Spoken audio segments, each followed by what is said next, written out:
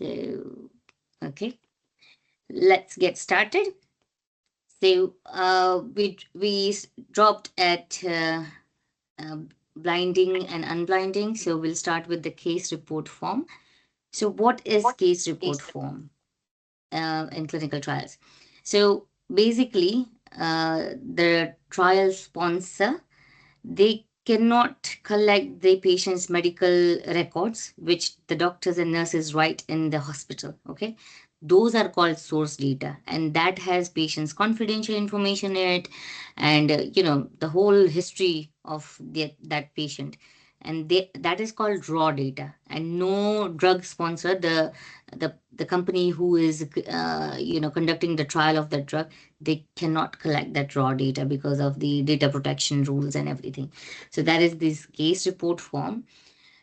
Many years ago, and I also worked in that primitive time when this case report forms used to be standard paper forms.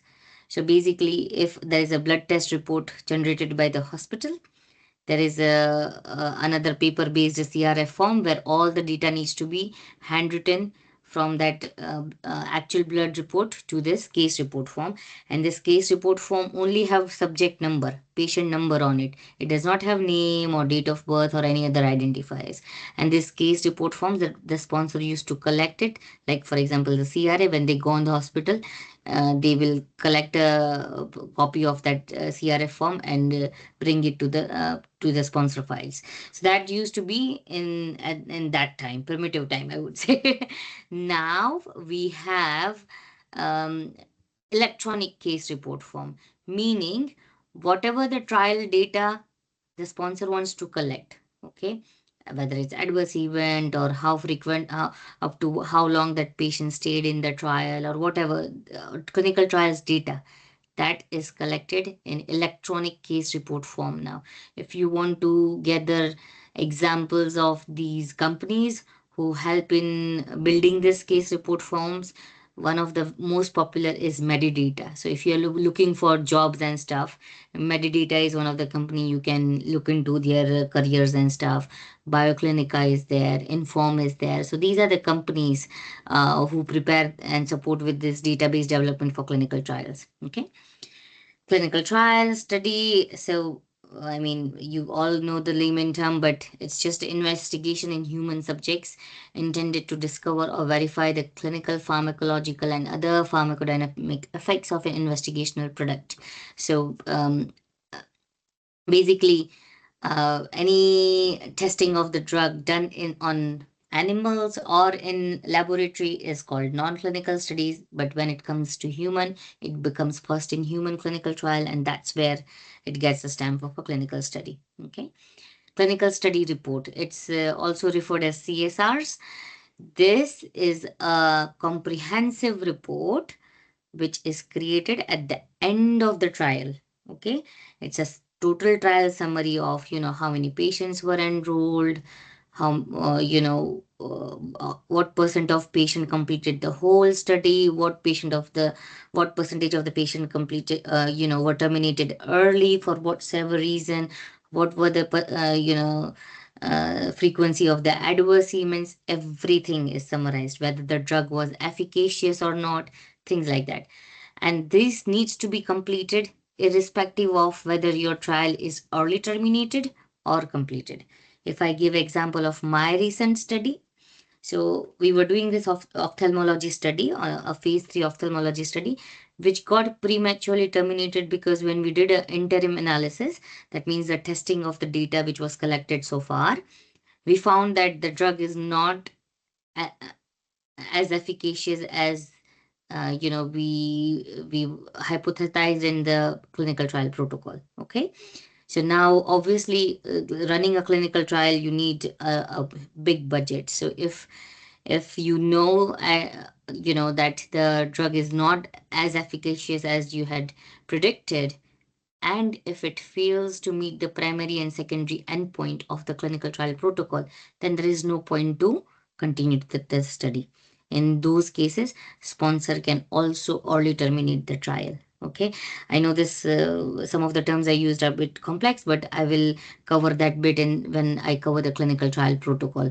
What is primary endpoint? What is secondary endpoint? Things like that. Okay, comparator product. So comparator is generally, say for example, and it generally comes in phase 3 or late phase 2 studies. Okay, now think about it. Even as a newbie, like if you are doing a trial, okay, if you have found a new drug, you are saying, oh, my drug is wonderful, this that, but if there's already a better drug in the market for the disease, nobody's going to look at your drug, right? So generally in phase 3 studies, there is always randomized clinical trials, meaning we are checking how efficacious the drug is, at doing its job alone compared to a comparator product. Okay, so comparator is a product. So in most of the trials, even the comparator product is referred as investigational product. But it could be a placebo, it could be already another marketed drug or so. Okay, so that is the term used as a comparator.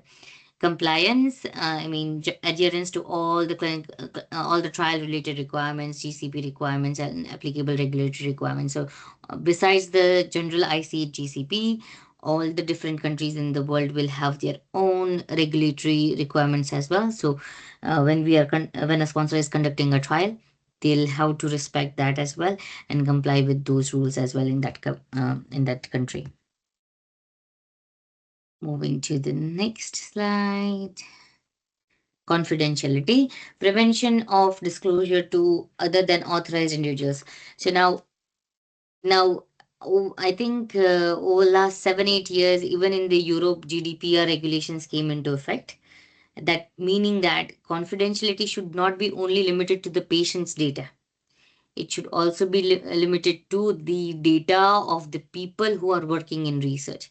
So, say for example, you got all three of you are working at the hospital as a clinical nurse or a doctor or whatever. And if I am collecting your CV and stuff like that, in which you have mentioned your address and contact details and stuff like that, even that is confidential information. So you have to sign a privacy consent form now to allow me to collect your CV for the trial master file. Okay, so obviously in for the our clinical trials participants, they have to sign the informed consent form, and always the informed consent form will have a section of how their data will be managed confidentially, with whom the data will be shared and everything. And always this particular section gets reviewed by a legal team who is a well-known expert in data protection and everything. So this is very important. And again, as I mentioned, so patient data cannot leave the hospital with the patient identifier.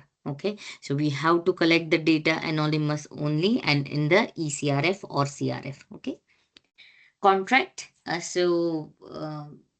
It's legally binding. You guys would have experience that you receive a work contract, right, for any new job. Similar is the case in clinical trials. There is a legal binding contract between the hospital, which is referred as investigator site, and the trial sponsor. There is a contract between any other vendors the sponsor is using. Say they are using the a clinical laboratory, third party laboratories, or a vendor who is supporting with the CT images collection or anything. So basically, just to have the master services agreement in place to conduct any legally binding activities. Otherwise, who is going to pay them, right? So that's why contract is important, and no work can get started before this is effective. Okay, coordinating committee. Now, this is referred with many different terms. Some calls it DMC, but basically, some trial sponsors may have a special committee put in place to review the trials data on an I would say on a quarterly or a 6 monthly basis, to say that okay, we have reviewed the trial data, everything looks good so far. Please continue with the trial. So somebody could be there, and this could be a mixture of various people. It could also be some of the principal investigators would also be invited to be part of this committee. Okay. Coordinating investigator. An investigator assigned the responsibility for the coordination of investigators at different centers. So, and this is also referred as NCI, National Coordinating Investigator. Say, for example, if I give you example of UK, okay, I want to open a clinical trial in five Europe countries and UK, okay. Now, if, for example, in UK, I want to open my trial at 6 sites. In France, I want to open my trial at 4 sites. In Belgium, I want to open my trial at 10 sites. Now, out of these, all these sites pool per country, there should the application which goes to the National Ethics Committee. One of the doctors should be selected as a national coordinating investigator to submit the application. Now, sponsor can decide if they already had some good relationship with some of the doctors, they will decide on their own.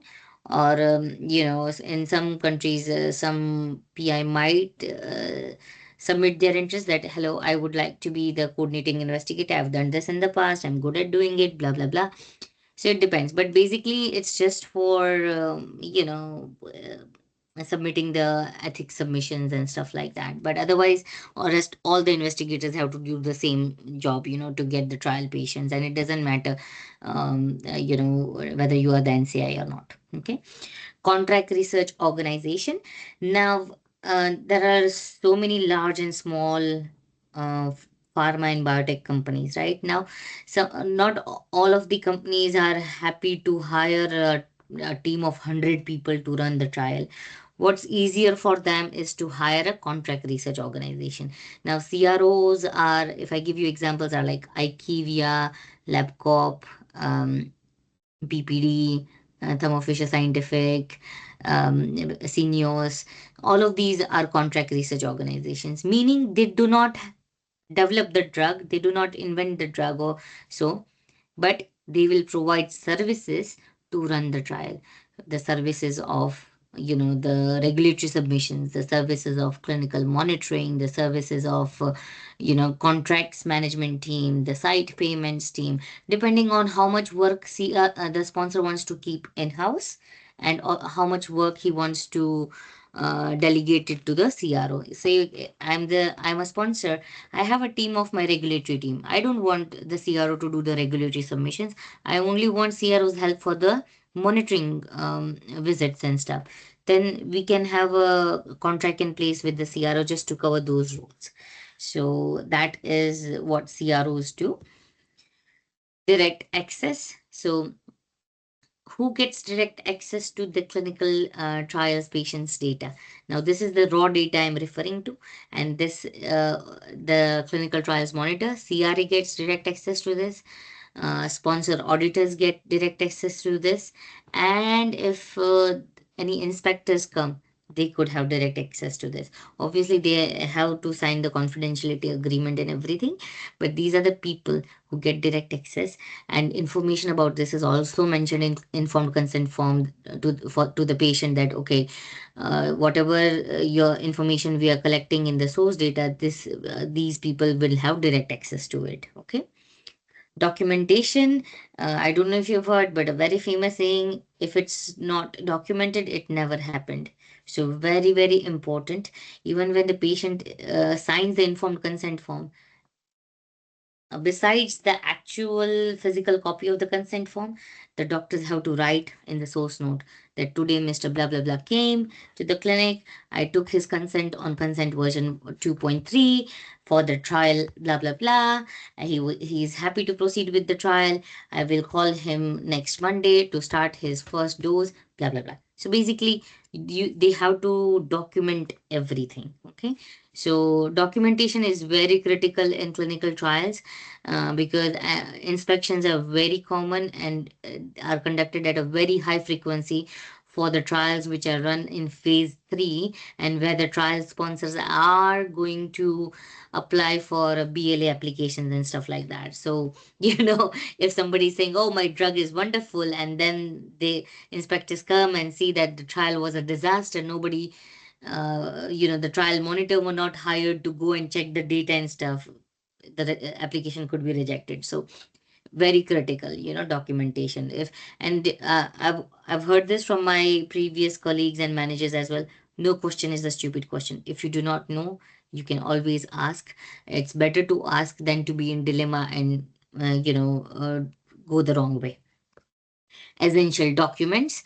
These are another important component for clinical trials. So basically, I've covered TMF, trial master file. So trial master file is the document repository which the sponsor have, and investigator site file is the document repository which the each and every clinical trial hospital will have. Okay, so, uh, what does this trial master file and investigator site file and all of these have these documents?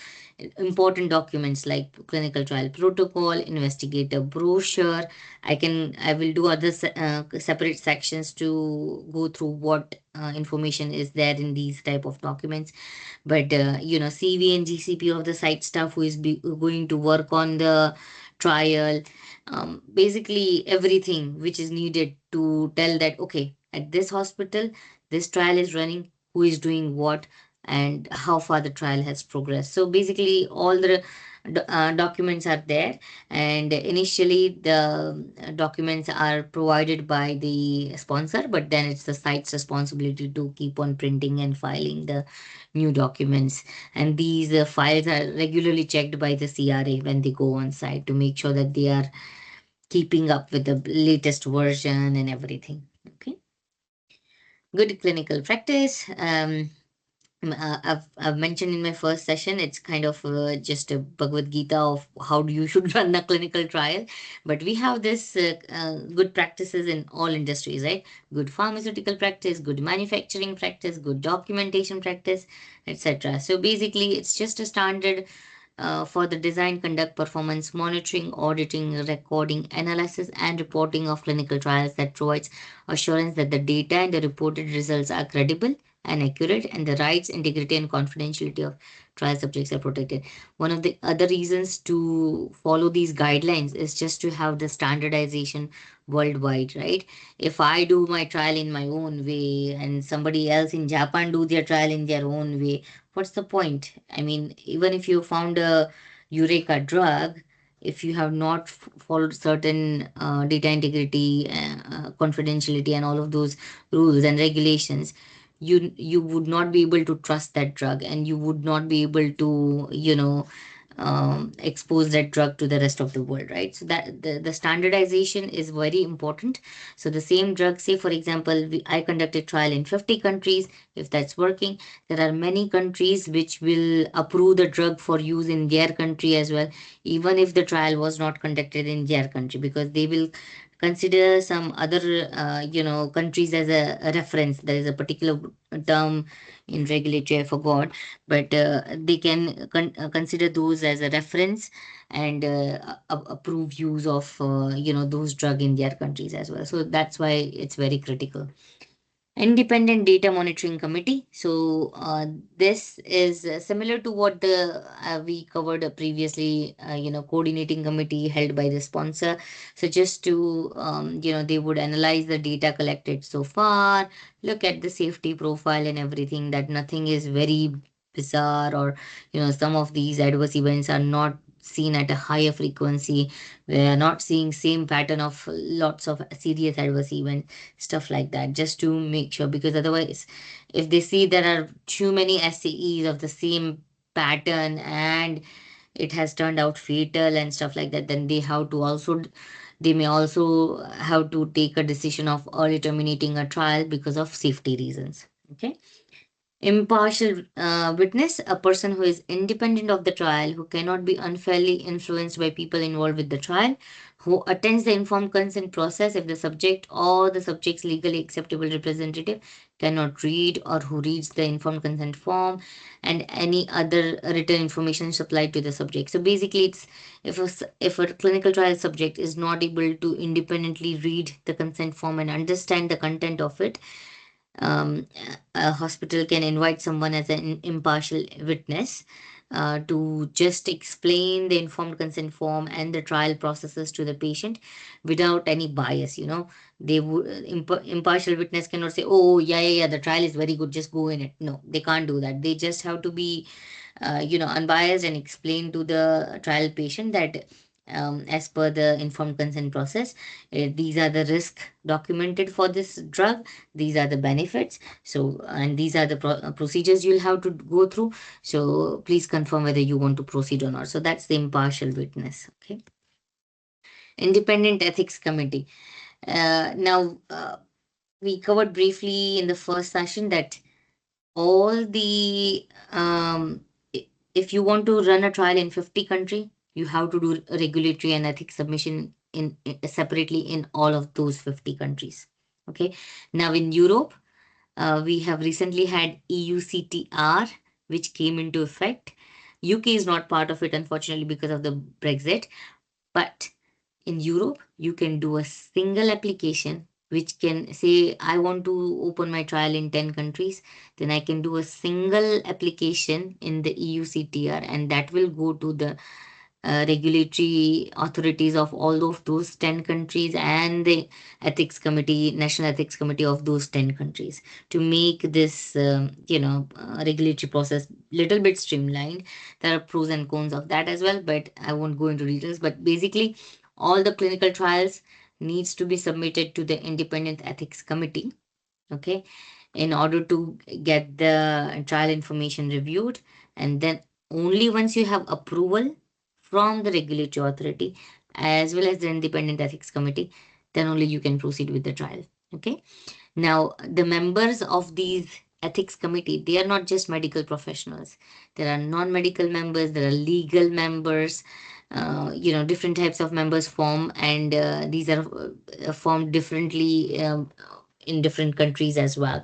But these are the people who will review the informed consent form in very detail and say if they find out that, oh, the consent form is too complex and there is too much scientific knowledge that a simple person from non-scientific background won't be able to understand it, the ethics committee will can tell the sponsor, you work on this consent form again, make it more simplified, and then submit again. Otherwise, I'm not going to approve it. Yeah, they can do that as well. So, whenever the ethics applications go, the sponsor can either receive a favorable opinion, that means the trial is approved to start in that country. They can receive unfavorable opinion, that means I reject your application on XYZ, and they have to provide the reason as well if they are rejecting the application. Okay. Or they can approve with some conditions. Okay, I'm approving your clinical trial to be run in this country, but these are the conditions you need to fulfill before you start. So that can be done. And now, independent ethics committee, now these vary from country to country. Some of the countries will not have a national ethics committee. Some of them will, each and every hospital will have their local ethics committee, or some also refer as local IRB. So in UK, we have a Research Ethics Committee, which is national, and there used to be in individual local R&D approval as well, but that is no longer effective since we have HRA came into effect. Okay. Informed consent, a process by which a subject voluntarily confirms his or her willingness to participate in a particular trial after having been informed of all aspects of the trial that are relevant to the subject's decision to participate. Informed consent is documented by means of written, signed, and dated informed consent form. Now, I just want to check whether you guys are awake or not. Now, tell me, can a CRA collect informed consent copy for the trial master file, which to store in the sponsor records or not? Any one of you can answer.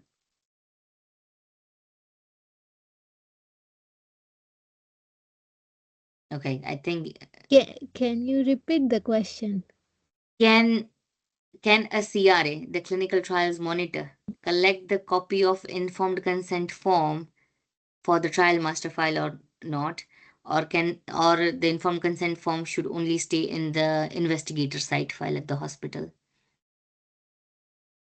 Mm, it should be within the site file. Correct. Because the informed consent will have name and Yeah, signature of the patient. And data this, protection. yes, and the sponsor cannot have collect the name of the patient. Okay, so good job, Harshvi. So informed consent, the ICF copy, one goes with the patient and one stays in the medical records of the patient, and one copy gets filed in the investigator site file, the site file which the clinical trial monitors reviews during each monitoring visit. But the monitor cannot collect this copy for the sponsor's trial master file records. Okay. Inspection. Now, the act by a regulatory authorities of conducting official review of documents, facilities, records, on any other resources that are deemed by the authorities to be related to the clinical trial that may be located at the site of the trial, at the sponsors and or CRO's facilities, or at other establishments deemed appropriate by the regulatory authorities. Basically, they are like they can be all over the place. They can go wherever they want. So in UK, the regulatory authority is MHRA. So if they come for inspection, say for my trial, they say, I want to go to that hospital. I have to take the inspector to that hospital. They will say, I want to inspect your central laboratory. Which lab are you using? I will say, IQVIA labs. Okay, take me there. I want to go do inspection of that. They can ask for mm, to check any facilities or records or anything. They have that right, and they will give very short notice. There's notice can be as short as 5 days, to some can be generous and offer couple weeks or so. But they can be there to make sure the trials are run as per the country's regulations and ICH GCP. Okay. Institution, any public or private entity or agency or medical or dental facility where trials are conducted.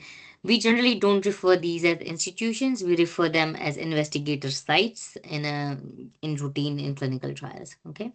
IRB, it's similar to local ethics committee as I covered earlier. So basically, each and every hospital site have their own team, institutional review board, and they may have their own SOPs and processes in place that, okay, each and every trial, my IRB team is going to review, and only once we approve it, the trial can be run at that hospital. Otherwise, they can reject. Okay. Interim clinical trial study report. I gave example of my trial. So that is what we did.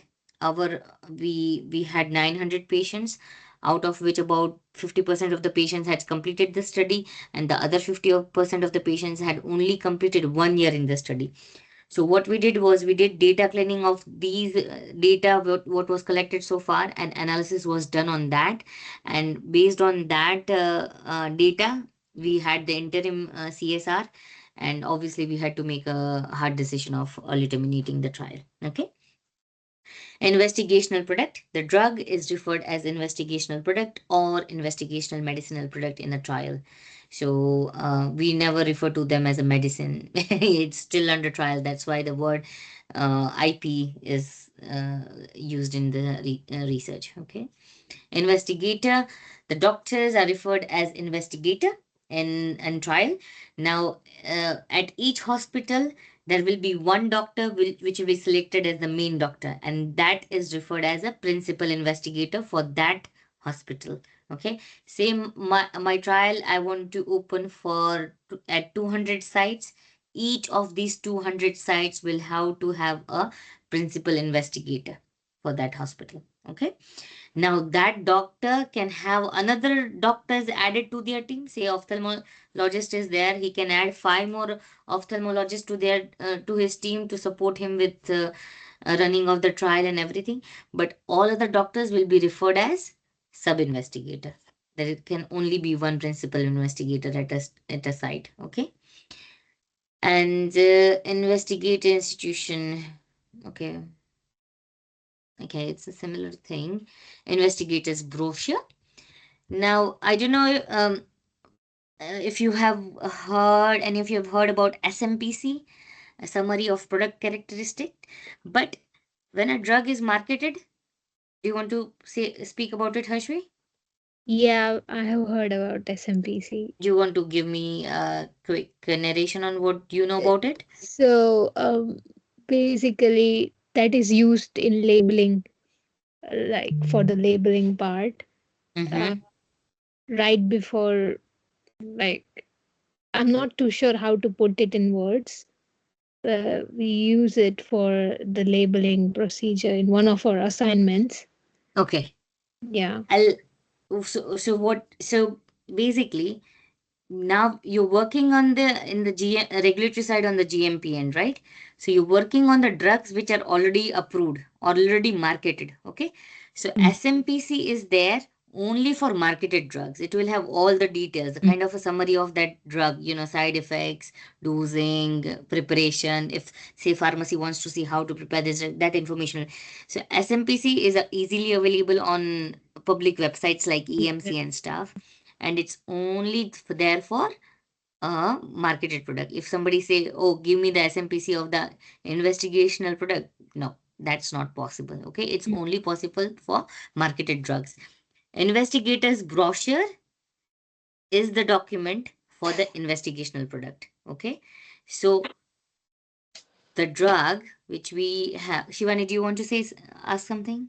Yeah, the EMC, as we work in a pharmacy, so it's like a information about the drug, the dosage, and the ingredients and stuff. If there any side Yes, effect, so yes, all these things are included, which is already the drug which is already in the market yeah, on the database on the pharmacy websites and stuff. So yeah, so that's what we used to do when we do dispensing. We, if there is no leaflet, we have to put the leaflet inside.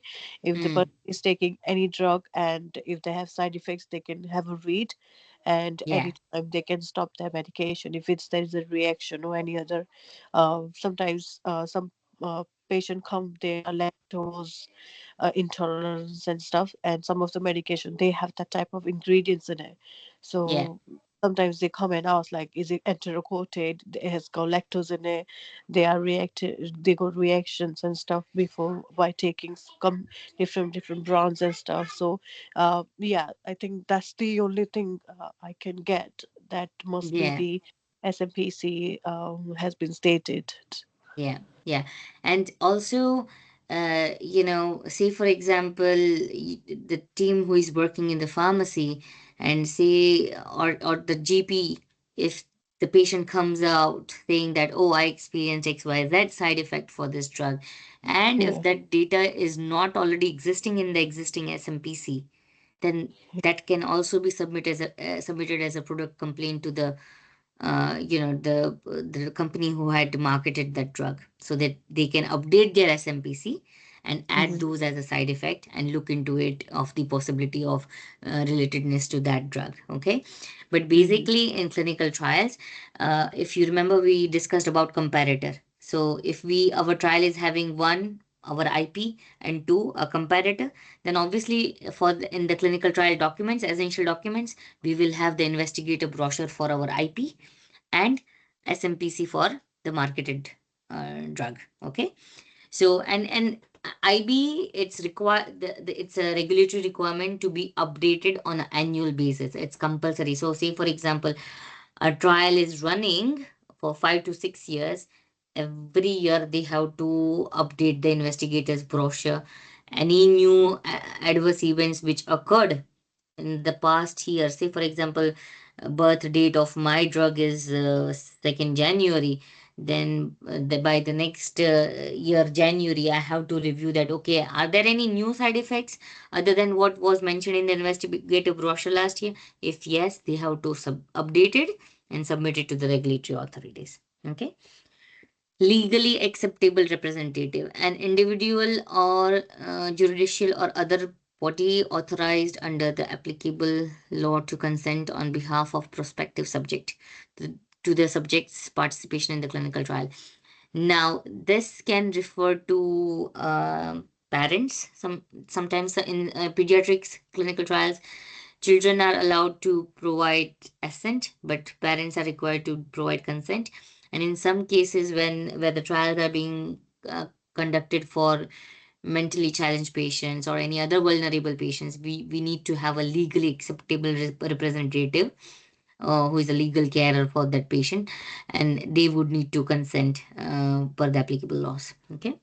Monitoring, I covered the entire details of all the types of monitoring work a CRA have to do in the last session.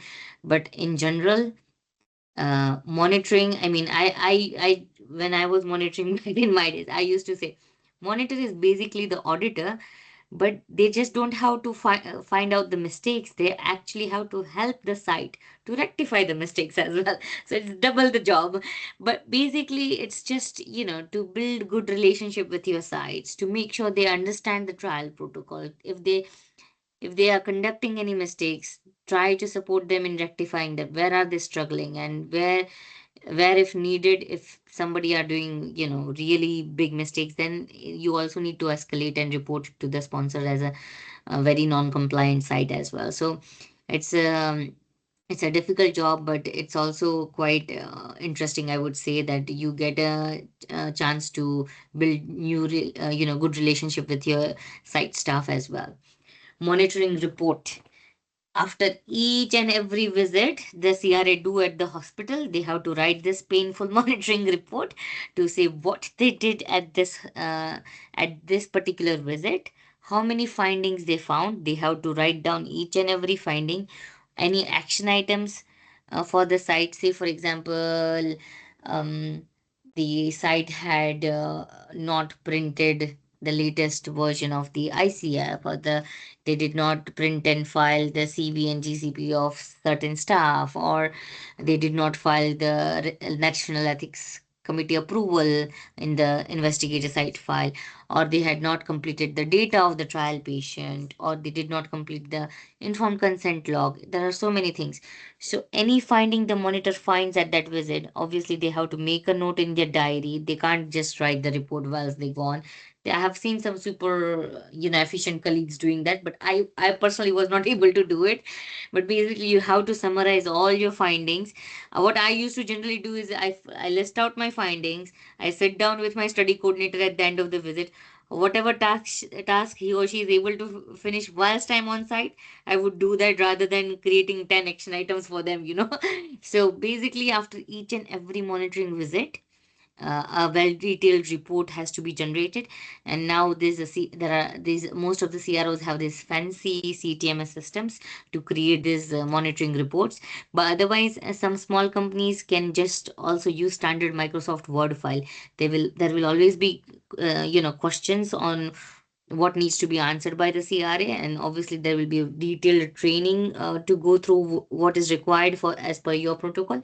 But it's a well detailed report, and you have to write everything: how many patients have consented, how many consent form you checked it, everything. I can do a separate session to go through one couple examples of monitoring report on how detailed it should be. Okay, so that's monitoring report.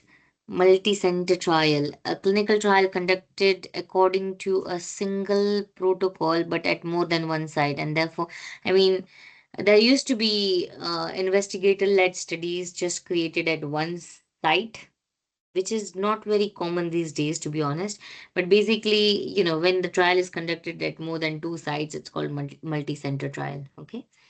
Non-clinical study, biomedical study is not performed on human subjects. We covered this previously. Um, Opinion. Remember when I mentioned ethics approval and stuff? Favorable opinion, non-favorable opinion, favorable opinion with conditions. So they don't refer as approvals, most of the committees. They refer as opinion. That's why it's listed here. Original medical record. This is the raw data of the patients and which cannot leave the hospital. Okay. Trial protocol, I'll try to cover this in the next session. I'll try to give some snapshots and example as well, because this is another say mini Bhagavad Gita of each and every clinical trial. How to give the dose, how much blood needs to be taken, at what visit, what test needs to be done, at what frequency, the patient needs to come at the hospital, and what visits can be done at home, blah, blah, blah. All of these is mentioned in the protocol, and this protocol also gets submitted to regulatory authorities and ethics committee in whatever countries the sponsor wants to run the trial. Okay, so that is protocol. Now, protocol amendment. Amendment means change. Say, say for example, you created your first protocol version. Okay, after 6 months, somebody says that okay, this is not working. I want to add XYZ test in the protocol. Then say for example, in the initial protocol version, the CT scan requirement was to be done on a 6 monthly basis. But then says the medical director or somebody at the sponsor team said, this is not enough, we should add more, blah, blah, blah. Then if they modify the protocol, that is called protocol amendment, the version gets updated. That version needs to be submitted to the regulatory authorities and ethics committee again. And only once that gets approved, the trial can run again at that site. Until this amended protocol gets approved, the site staff have to work on the old protocol. They don't have to stop working, but they cannot work on the new protocol until the new protocol is approved. Okay, so that's protocol amendment. Quality control, the operational techniques and activities undertaken within the quality assurance system to verify that the requirements for quality of the trial related activities have been fulfilled. Now, QC will be job of each and every individual in the trials team. Now it could be your lab vendor, it could be your imaging vendor, it could be the sponsors team. They have the quality department within that. It could be the site team. Site can have their individual separate quality assurance departments as well. So we all have to be mindful of quality. Yeah. Randomization, the process of assigning trial subjects to treatment or control groups using an element of chance to determine the assignments in order to reduce bias. Now, I mentioned briefly that in phase 3, generally these are randomized trials. And as I mentioned, if you have a new drug, if it's working good, that's fine. But you also, the other thing you have to prove is it's working better than the existing drug in the market, right? So that's why, and generally in phase 3, there are these randomized studies conducted against the drug which is already in the market. And then you do comparison of the data to see whether or not the drug is as efficacious as the marketed product, or less or more. Then you proceed accordingly. Okay. Regulatory authorities, bodies having the power to regulate. So obviously it's FDA in the US, MHRA in the UK, CDESCO in India. So all of these countries have these bodies to say, do as I say, otherwise I'm not going to let you run the trial in our country. So, and that can happen. Certain regulatories can be very demanding and can say that no, we're not going to do this unless you do that. And in some cases, sponsor would get fed up and like, no, we have no time to just amend our documents as per that one country needs, and we will drop that country. They can happily do that. Okay. Serious adverse event or serious drug reaction. So adverse events, any side effects, any side effects a patient experience in the trial needs to be reported. If that particular side effect led to death or is life threatening, somebody had a heart attack, say, for example, or requires inpatient hospitalization or prolongation of existing hospitalization, results in persistent or significant disability or incapacity, or is a congenital anomaly birth defect, these events should be recorded as serious adverse events. This particular definition you will see in each and every clinical trial protocol. Mark my words, each and every clinical trial protocol, this is the definition from the ICH GCP, and you will see this, recorded in each and every clinical trial protocol. It's the same requirement across all trials all across the globe. If anybody, and it doesn't matter whether the side effect was caused by the drug or it was just a random fall, patient fall down the stairs and got hospitalized, that still gets reported as serious adverse event. But it will not be labeled as a serious adverse drug reaction, because obviously it is later ruled out that the fall occurred because patient missed a step whilst climbing down the stairs or something like that, and so it was quite obvious.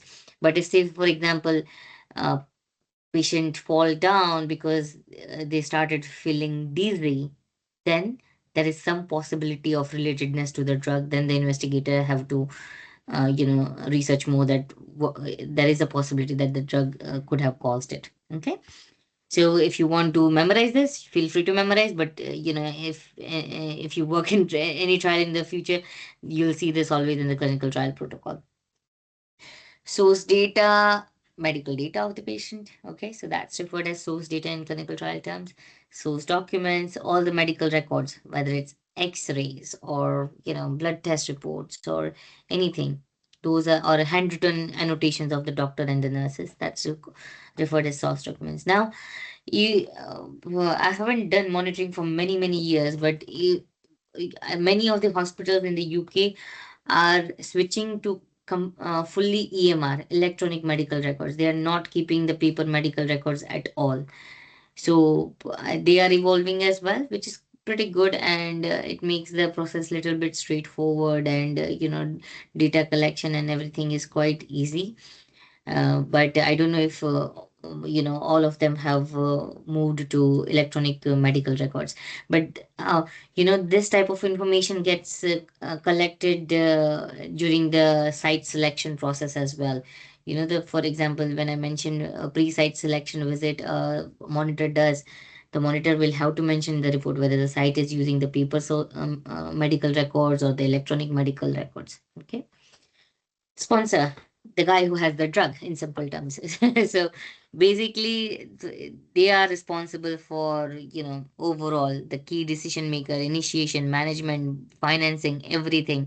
And they are responsible for selecting the right investigator sites, making sure adequate they are hiring adequate CRAs to monitor the trial, because they can't just open the trial in at 100 hospitals and tell the doctors, oh, come on, get my patients, give the drug and give me the data. No, you have to monitor that data, that they are complying with the protocol, they are reporting all the adverse events, everything. Okay, so the sponsor is ultimately the main responsible person. If anything goes wrong, the sponsor is responsible. Okay. SOP. So, detailed written instructions to achieve uniformity of the performance of a specific function. Now, each and every company have their own SOPs. Sponsor will have their own SOPs. CRO will have their own SOPs. Hospitals will have their own SOPs. Whenever there is a contract between the sponsor and the CRO, they generally decide in the scope of work whether we will be working as per the CRO's SOPs, or the sponsor wants the CRO to work on the sponsor SOP. So these details also gets documented in master service agreements and stuff. Sub investigator I mentioned earlier. Basically, it's the another other doctors at that hospital who are going to support in running that clinical trial, and all the doctors, they have to sign the financial disclosure form. So whether it's a PI or a sub-I, they have to sign the financial disclosure form before they start participating in the trial. Okay. Subject, trial subject. Our patients are referred as subjects in the trial, not as patients in general. Okay. Subject identification code. Why is this important? Because we can't collect patient name. So each and every patient in our study will have a unique patient identifier number. It's generally number. Some studies may have alphanumeric both, but it's generally a number. Okay. Trial site or investigator site, it's the hospital where we conduct the trial. Unexpected adverse drug reaction. Now, as the term says itself, unexpected. So if my investigator brochure says this drug can cause 10 of these adverse events as listed below, And there is the 11th one, which has not been experienced by any patient so far, but this is the new one, which is also confirmed by the doctors, that and also the sponsor's medical director thinks that yeah, it could be related to the drug. Then that's the unexpected adverse drug reaction, and that particular term will need to be to make its way to the investigator brochure when the annual IB update is needed. Okay. Vulnerable subjects, individuals whose willingness to volunteer in clinical trial may be unduly influenced by the expectation, whether justified or not, of benefits associated with parts.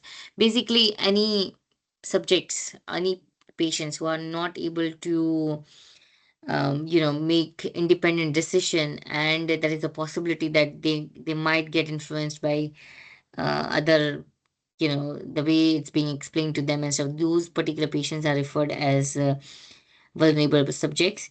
Examples are like, ethnic minority groups, homeless people, nomads, refugees, minors, and those incapable of giving consent. So there are rules around handling vulnerable subjects as well.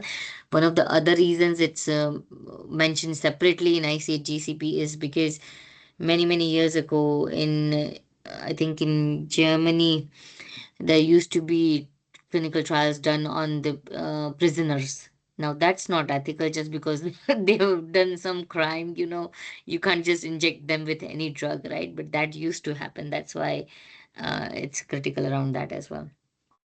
Well-being, the physical and mental integrity of the subjects participating in the clinical trial. I mean, always important. Nobody can jeopardize with that. Certified copy, a copy of the original record that has been verified to have the same information, including data that describe the context. Now, what certified copies means is, say, for example, some hospitals use electronic medical records, but they do not have the system to provide direct access to the clinical trial monitors, to the EMR. In that case, they have to print out, right? And they can't just print out and give it to the CR. They have to sign and date each and every copy, and before they file it as a clinical trial record in the patient side file. Okay. So that is certified copy. Monitoring plan. um, I would like to do one detailed discussion on this one as well, because this is quite important, because it covers all four types of monitoring, at what frequency it's need to be done, what should be checked at what visit, say pre-site selection visit, SIV visit, routine monitoring visit, what needs to be checked, what does not need to be checked. All of that information is covered in the monitoring plan. So that is the guidance which CRA has to go by whenever they go on site to do a monitoring of the trial. Okay. Validation of computerized systems. It's good to have systems, but it's also important to have validation done on a routine basis to make sure the data is being collected, stored as we want, and there are no bugs and there is no risk to lose any collected data. Otherwise, yeah, it's gone. So validation of the computerized system, whoever uses it, whether it's a sponsor, CRO, anyone, laboratory, they have to have validated systems. So there's always a dedicated IT team as well to look after that. Now, the principles of ICGCP, how are we doing on time? I know we started a bit late, but do you guys want to continue? There are 13 principles. I can either do today or we can cover in the next session.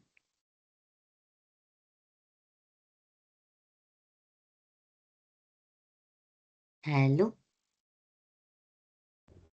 I think we can cover in this session if Okay. everyone agrees. Okay, I take that as a yes. Okay.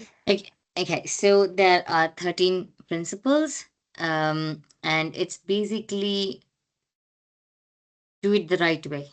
Just trying to tell us, like, just do it the right way. Bear in mind ethics and everything. So we'll go to the one by one points. Clinical trials should be conducted in accordance with the ethical principles that have their origin in the Declaration of Helsinki and that are consistent with GCP and the applicable regulatory requirements.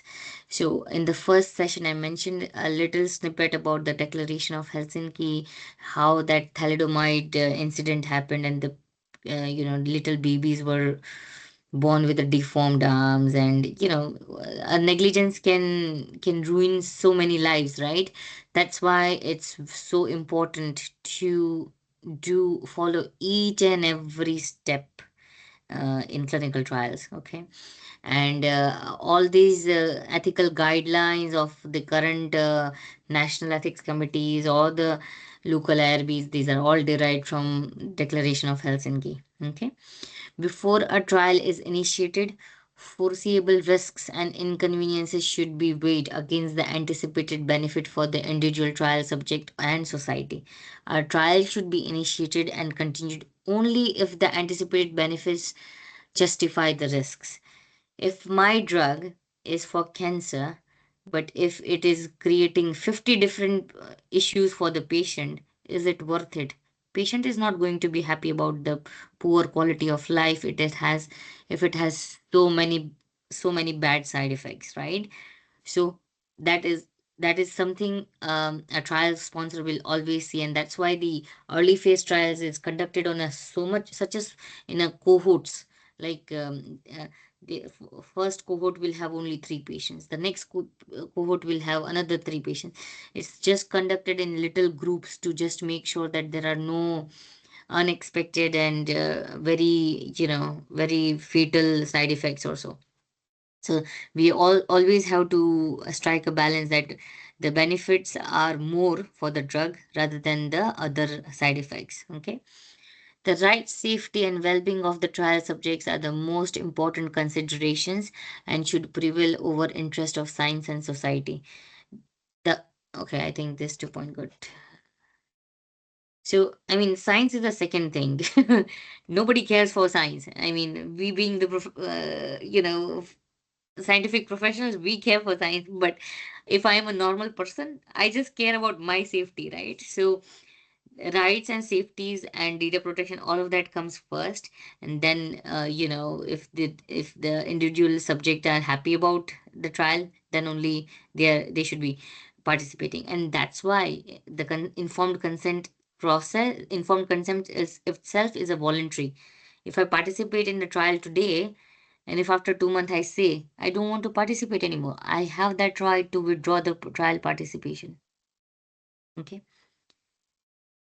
The available non-clinical and clinical information on an investigational product should be adequate to support the proposed clinical trial.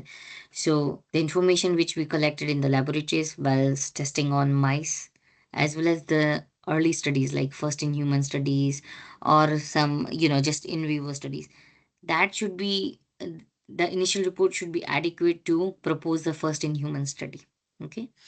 Clinical trials should be sufficiently sound and described in a clear, detailed protocol. Without protocol, nobody would know what to do. So our vendors needed, our CROs needed, our doctors needed. And doctors are the first people who need to know it thoroughly because they are the ones who will be treating our patient with our trial drug, right? So it should be scientifically sound and well described in a clear, detailed protocol. I mean, I wish we had a 100% clear protocol. There will always be certain multiple interpretations of certain sections of protocol. That's why we have the CRAs who guide the investigators on if there are any doubts. We have the medical monitors who will guide the investigators if some sections are unclear. Okay. But in general, we have to attempt to make it as clear and detailed as possible. A trial should be conducted in compliance with the protocol that has received prior IRB IEC approval slash favorable opinion. We covered this before. We cannot conduct a trial just by having a regulatory authority approval. We need to pass it through a team of ethics committee who also have non-medical members, legal members, blah blah blah. They need to review it. They say, okay, fair enough. This looks okay for a normal person. Please proceed. Okay. Mm, The medical care given to and the medical decisions made on behalf of subjects should always be the responsibility of qualified physician or where appropriate of a qualified dentist. Dentist comes into play in dental clinical trials, but otherwise, the principal investigator or the sub investigator, they are the ones to make medical decisions. And in some cases where they are in doubt, they will always consult with sponsor medical monitor that this is what my patients are experiencing. I want to delay the treatment by 1 week for XYZ reason. Then, if that is not mentioned in the protocol, what to do in those type of situations, they can always consult. But always priority is given to patient safety. Okay, and if there are any other urgent items requiring medical attention, some surgeries or stuff, then we have to mend their trial treatment routine and stuff. Each individual involved in conducting a trial should be qualified by education, training, and experience to perform his or her respective tasks. That's why we all have to, start from scratch, right? We start with small roles, we learn, develop more skills, and then we are able to do our job more better. We cannot just have a person come in and even each and every doctors are required to complete the ICH GCP training every 2 years. So basically, everyone who is working in the trial, whether it's a sponsor, the CRO team members, the investigator site staff, everyone needs to be have adequate qualification and training to do their job. Okay. Freely given informed consent should be obtained from every subject prior to clinical trial participation. Now, I'll share one example with you. I heard about it when I was receiving one of my monitoring trainings. There was this doctor in UK. He threw a party for his son, his teenage son, and he was a doctor in UK, okay, a medical professional. And he also had this lab on the side, and he wanted to experiment something, and he asked, and his son's friends were about 10 to 12 people invited at the party, and their parents were there, and they were like, I would like to do this, are you okay for the blood draw? All of them said verbally, yeah, yeah, yeah, it's fine, fine, go ahead. And about those 12, 15 people gave blood draw, and he did some research, and then somehow somebody came to knew about it at the hospital that he did this. That's not ethical. That's not legal. He cannot do that. Although the were okay with it, although the kids' parents verbally approved it, that is a blood sample of a real human, and you cannot just conduct experiment like that. Doesn't matter whether it's your son or not. You do not have a proper informed consent form in place. You have not submitted it to the any legally binding committees or regulatory authorities. You can't do that. He lost his medical license and his job. Yes. So it doesn't matter. Don't do that. Can I borrow your blood and do some testing? Don't do that. So informed consent is that important in trial. So if you get into trial and if you see that some doctor has started treating a patient without informed consent, that needs to go to the sponsor straight away. And there's some harsh, obviously the ethics committee of that hospital, that PI needs to be notified to the ethics committee as a major serious breach. It needs to be reported as a serious breach to MHRA or whoever the regulatory authority is in that country. And yes, the trial can stop at that hospital and some legal actions can be taken against that doctor. So it's very important, and nobody can touch the patient without the informed consent. Okay. All clinical trial information should be recorded, handled, and stored in a way that allows its accurate reporting, interpretation, and verification. So, as we mentioned, if it's not documented, it never happened. So, we need to document it. Poor guy, that doctor, I think about him and I'm like, oh my God. But yeah, it's that important. And it's that example is generally used to make us understand how it is important that anytime you deal with human blood or tissue or anything, this you have to follow the all the procedures and legalities. Okay, last line. The confidentiality of records that could identify subjects should be protected, respecting the privacy and confidentiality rules in according with the applicable regulatory requirements. Now, this is generally the we covered the patient confidentiality, and also we also have to check the regulatory requirements of transfer of data. You know, do we have there are certain companies who hold the license to allow transfer of data from Europe to US. Otherwise, a US based sponsor would not be able to use the trial data which has been collected for the patients from the Europe. So there are many little nuances regarding those as well. Confidentiality of the data, transfer of the data, all of that. So, and this is all there to respect patients' confidentiality. Okay. Investigational products should be manufactured, handled, and stored in accordance with the applicable good manufacturing practice. They should be used in accordance with the approved protocol. Now, pharmacy, we generally discussed about investigator side.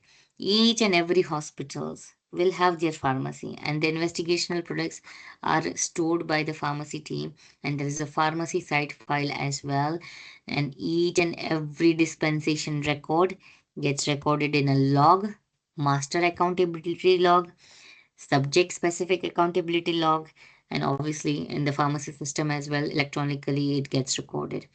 But each and every drug needs to be accounted for.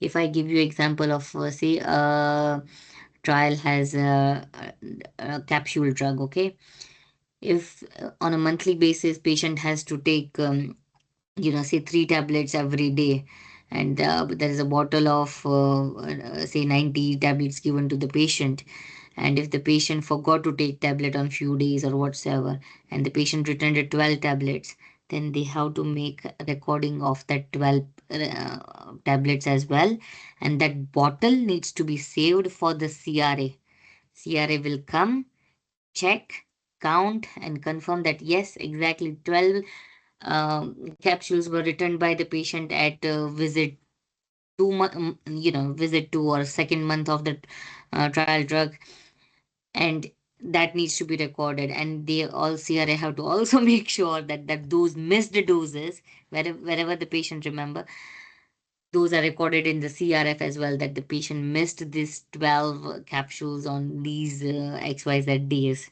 So missed doses needs to be accounted for each and every. So, and again, manufacturing, handling. So you guys are working in GMP. Clinical GMP for clinical trials is more rigorous. Okay. Uh, there is a national levels of labeling requirements and all of that separately as well.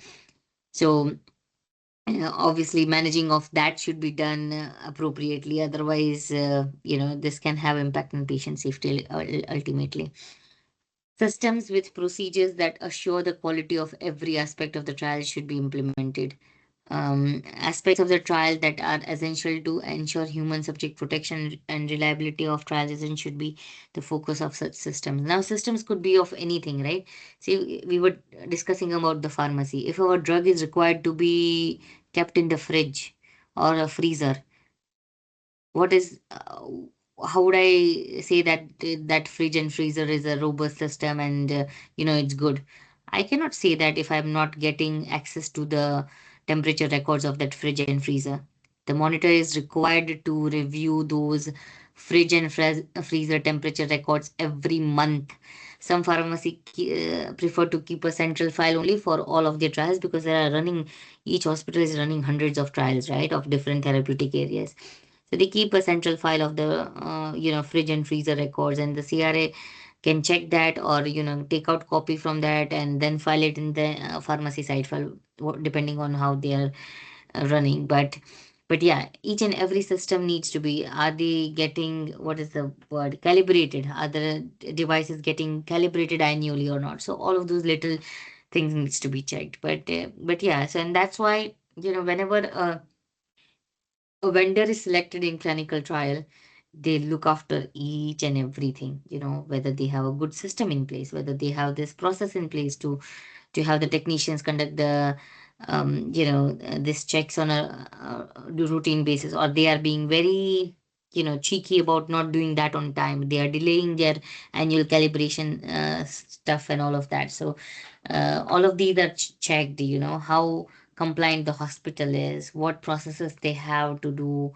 the check calibration of the BP machine, and vital signs machines and all of that. So it's all critical, and we all have to look into little details for that.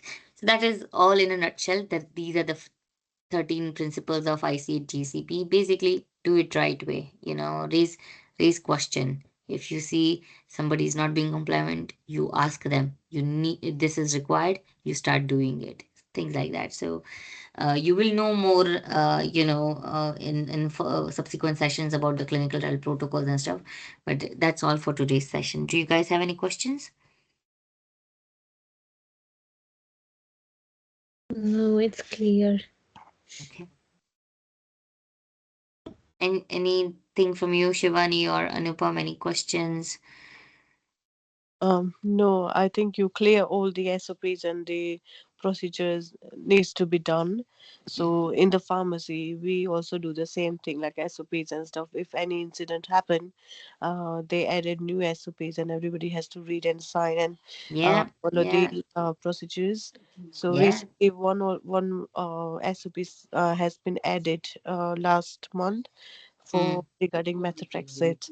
There was one incident happened, so mm, they add the SOPs and stuff. And as you say that if they do drug collection and like the data, any side effects and stuff has been done, mm. so they have to review their drug every 6 months or in a year time. So we do receive like product recalls as well. So like Yeah, any yeah, incident has happened, so yeah, they let the suppliers knows, and we have to check our shelves and stuff that that product or that serial number of the lot is in the pharmacy. If it's there, we have to return it, yeah, or if it has been dispensed, we have to let the patient know and exchange um the drug and stuff. So yeah, that's true as well. That goes like yeah. basic way. So like when we work inside, so we thought like, what is this happening? Why there's recalls and stuff?